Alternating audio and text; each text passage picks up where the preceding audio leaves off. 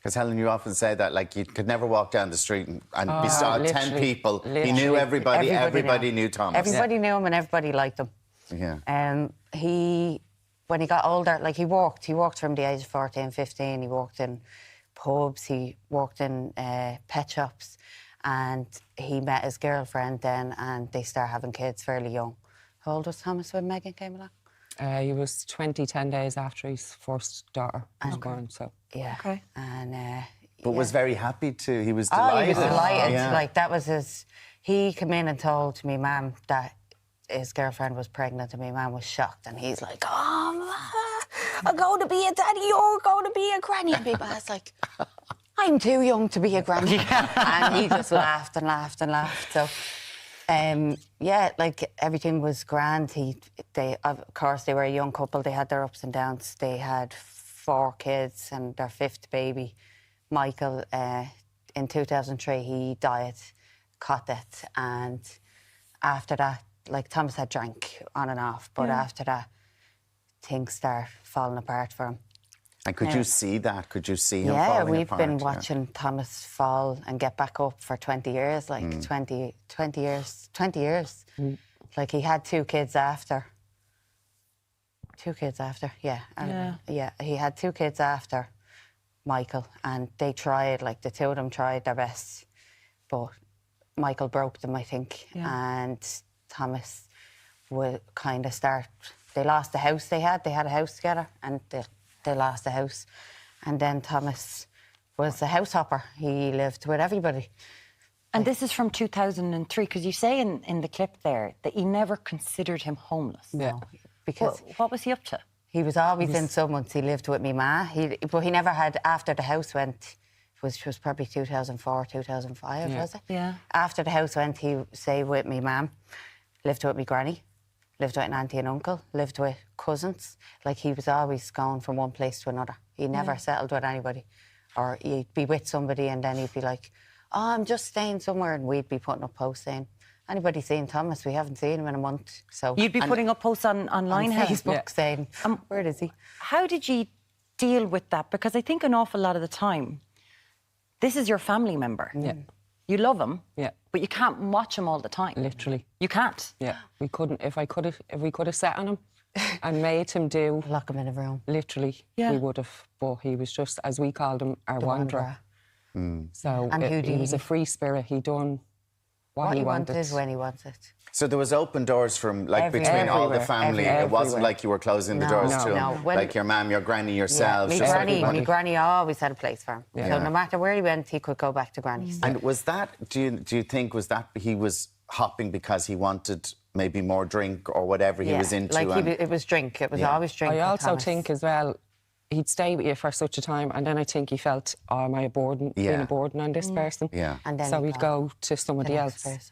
Like, nearly everybody in the family has a bag of Thomas's clothes. He didn't want to live under someone else's rule. Like, he was trying to get a place for himself, and he'd go about it, and he wouldn't get very far, or he'd be pushed back, and then he'd be disappointed, and then he'd drink, and then that'd happen again. But, like, the amount of times I sat in A&Es with Thomas with his mental health really bad, and him, like, sitting there with him, and you're like, right, Thomas, we're after getting you here, let's get you sorted. These are going to help you now. They might put you in the unit and you might get a bit of help, and they might put you on medication, and we'll be here all the way, like, we'll be there with you. And would he get the help? No. He wouldn't get the help? We'd sit there for 30 hours. Would he refuse the help, or they just wasn't offered? See, this is the problem, what happens is you stay in A&E all night, and then the next day he sees a psychiatrist, and they're like, and how are you, Thomas? And do you think you'll be OK if we let you out? And Thomas is like, and I'm going, no, we won't. But they don't listen to family. Like, it has to come from him. And he's like, oh, well, I think I'll be OK. Yeah. And they're like, OK, well, then we don't really have the room, so we'll put you on an outpatients list or whatever. I can't count on both hands how many times we did that, how many times we went there with him. Then they're like the rehabs, you ring a rehab, and they're like, well, we can't take him in because we're overcrowded or we're full. So there's been plenty of times. And a lot of times to get into them, you have to be suicidal sober. ideation. Yeah. But, and then you're like, but what if someone isn't? But they're not telling them they're suicidal. They're not telling, of course. And they don't listen to your they don't listen to the family and say, well, I know what my brother's like. I know he's lying, sitting here lying to you, or, you know, and they don't take a family into an account. Which... And how, Helen, how do you do that? Because the thing is that you're sitting there just praying that he gets help. There's spirals. I'm sure he had spirals, that he was fine for a while. Definitely. And then the depression took over, maybe? 3 Was that what it years was? spirals as well, wasn't there? Like, there was long ones. There was long times where he was off drink. And where For how long well, he could was he off have drink? done? 3 years off, totally off everything. Totally, Wow. After our ma died, wasn't it? Yeah. Like, he drank for a while and then he said, right, that's it. So the picture that was up where he's at my wedding, he had been off the drink for, was it nearly 2 years then? Wow. He was down great. But like that, he couldn't get a place because he's on his own and they don't want to give somebody on their own a place, you know? Yeah. Like, all that fell through and then he ended up like disappointment after disappointment. And if he's not getting anywhere, it all goes backwards does, the again, you know? Helen, went back. when did he end up? You never considered him homeless. As you said, he went time and time again. But he did die in a tent on Loftus Lane. When did he end up there? Because I know that ye had your houses open for him for years. Literally. And I think people need to realise that families are always there, but you can't force someone to stay. Exactly. So when did he end up? It was mainly when COVID started, so the start pandemic. of 2021, definitely. You couldn't go somewhere without isolating, and because he'd been staying with my granny was vulnerable. So he'd go off to his friends and he'd be like, Thomas, you can't go back to Nanny's, you're putting her at risk. And it really started from there. But that's so understandable. It's your grandmother. Literally. And You're he so didn't worried want to about put her her. through that And he didn't want to either. So he was like, oh no, I'll stay out. So he's telling us, oh, we stay in the hostel. But then you find out, no, a few Were you days later, I hearing stayed in a stories tent. from other people who No, knew of him. He'd tell you. He'd tell He'd you. tell you, oh, I didn't stay in the hostel that night. And we were saying, what are you doing leaving the hostels? And he said, whatever about them, he didn't like them. They weren't good. Like, he sent us a video of 10 beds in a room. How can you feel safe in a place like that? Yeah. So... He didn't feel safe. He didn't feel safe in the hostel. No. So he felt safer on the felt streets safer in the on tent. the street. And I, like, when we went and seeing where he was found, I was like, how could he be there? Like, how could you feel safe there? And not like, but then when we met the people that he was staying with, the other homeless people, we were like, they're a family. There's a family of people that look after each other on the street. Yeah. That are completely forgotten about. And they were. It was like a family to them, because then after he passed, they held this beautiful vigil for him, which really helped you as a family, didn't it? Yeah. And then What was that like for you? Oh, it was lovely. It was lovely. He used to be always up on the bookies on Capel Street, so a lot of people would know him from passing the bookies. So they put his picture outside with candles, and then everybody who knew him had left a little notes, basically memories of him for us. So it was great as a family to read all these, and what everybody else had seen. This is the Vigil, and the homeless charity Lend a Hand. They had given him the tent that he was in. When you got that phone call, Helen, when you get that phone call that your brother's gone, we couldn't believe it. To this day, 11 months later, we're still kind of in that mind frame. Is it real? I don't know whether it's because we've no cause of Thomas's death yet. We told we'd be waiting 23 months for an inquest. God. So when we did get that phone call, we were like, couldn't be Thomas. No. There's no possible way.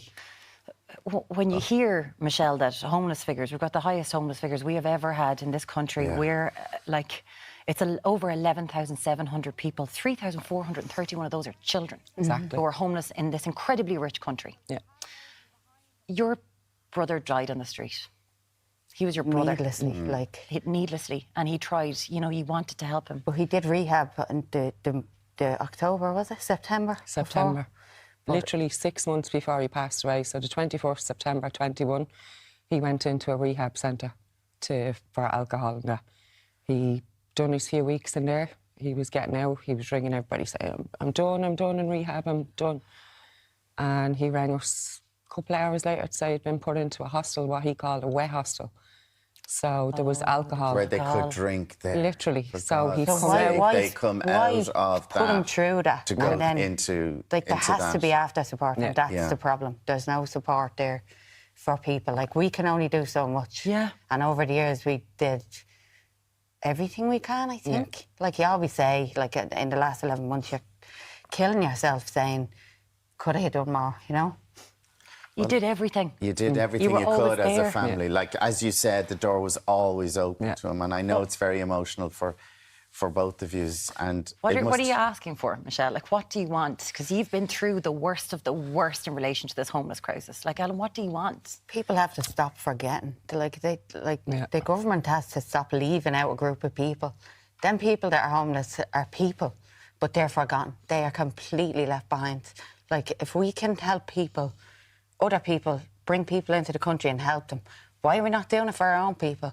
Not even our own. There's people on the streets that are from all walks of life, all countries, but they're on the street and they're left behind. Why are they left behind?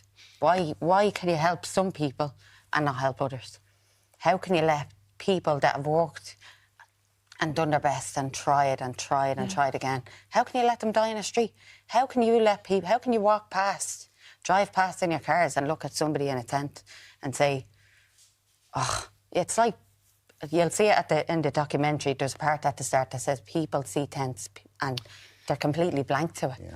So people don't see what's going on. Well, look, the two of you were so brave to take part in the documentary. It's on tonight at 9 o'clock on Virgin Media 1. And thank you so much for coming in and sharing your story of Thomas today. At the end of the day, we're only one of the families of the 95 people who died through homelessness last year.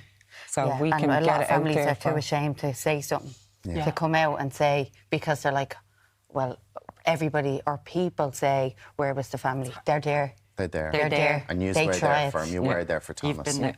Michelle, Redmond and Helen Dowling, thank you both so you much. so much. Thanks very much Honestly, for we know having that us. this is Thank you. incredibly hard. Thank you so much for talking to us. Thank you. Very much. Amazing.